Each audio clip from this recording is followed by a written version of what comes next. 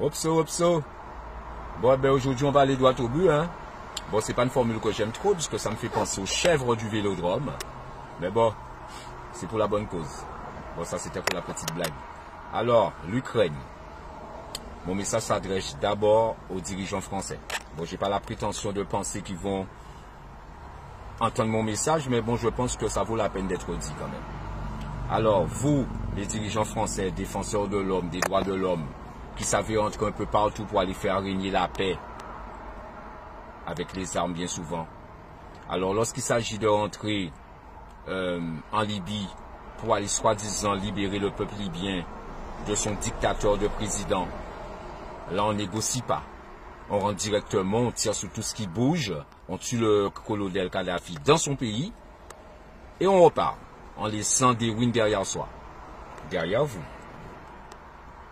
Au nom de la paix, on rentre chez les gens, on tire à tout va. Lorsqu'il s'agit de, soi-disant, aller sauver le peuple malien du terrorisme, ben, on rentre au Mali, on tire à tout va, on tue des milliers de personnes pendant 10 ans, et à la fin, on s'en va. Sans négociation, sans rien du tout. Et aujourd'hui, un costaud, un bien costaud là, il rentre dans un pays, il tue des centaines de personnes en 2 jours, il crée des centaines de milliers de personnes qui vont être obligées de se déplacer. Et là, vous appelez à la négociation. Mais lui, il ne veut pas négocier, lui. Il veut la guerre. Et vous, vous appelez à la négociation. Alors, récemment, des Guadeloupéens ont appelé à la négociation pour revendiquer leur droit à ne pas se faire vacciner. Ils ont appelé à la négociation, ces Guadeloupéens. Et on leur a envoyé, vous leur avez envoyé le GIGN en guise de négociation, à balles réelles. Et aujourd'hui, lui veut faire la guerre et vous voulez négocier. Alors, votre ADN de sauveur de l'humanité, hein, de sauveur des peuples oppressés et opprimés, alors j'ai l'impression qu'il se limite à la grosseur des cartouches de celui qui est en face de vous. Eh bien, moi, j'appelle ça de la lâcheté et de la profitation. C'est pas que je le découvre aujourd'hui, hein, mais comme je viens de dire, ça vaut la peine d'être dit. Vous êtes des lâches et des profitants. Vous vous attaquez toujours aux peuples qui n'ont pas les moyens de répondre à la hauteur de vos attaques. Et ça depuis très longtemps. Ça, c'était pour vous. Deuxième partie, là, je vais m'adresser aux Noirs, ceux comme moi, là, mes frères et sœurs.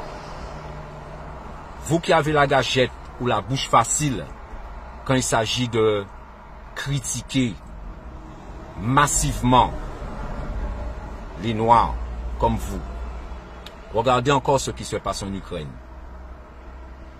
Les Européens, ils se tirent dessus à balles réelles. C'est un crime contre l'humanité qui est en train de se faire. Les gens se tuent pour rien du tout. Pour rien du tout, ils font la guerre. Comme ils l'ont fait en 14-18, comme ils l'ont fait en 39-45 et comme ils l'ont fait depuis tout le temps parce qu'il y a eu toutes sortes de croisades avant. Eh bien, écoutez bien. Jamais vous entendrez un seul Européen, un seul Blanc dire « les Blancs sont mauvais ». Les Blancs sont mauvais, les Blancs sont mauvais. Vous n'entendrez jamais ça.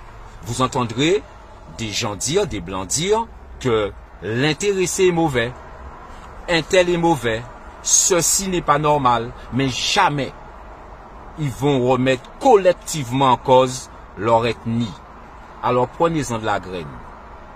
Parce que à chaque fois qu'un Noir fait quelque chose, les premiers à critiquer collectivement les Noirs, ce sont les Noirs mêmes. Alors, prenez-en de la graine et dites-vous une fois pour toutes dans vos petits cerveaux de soumis et d'être à 4 pattes devant leur maître, d'aliénés. Dites-vous bien, les concernés, c'est à toi que je parle. Dis-toi bien que la haine, la méchanceté n'a pas de couleur de peau. La bêtise n'est ni noire ni blanche. La bêtise est humaine. Donc, lorsque l'envie te reprendra à nouveau de critiquer massivement le noir que tu es et que je suis, pense à ça. Boum.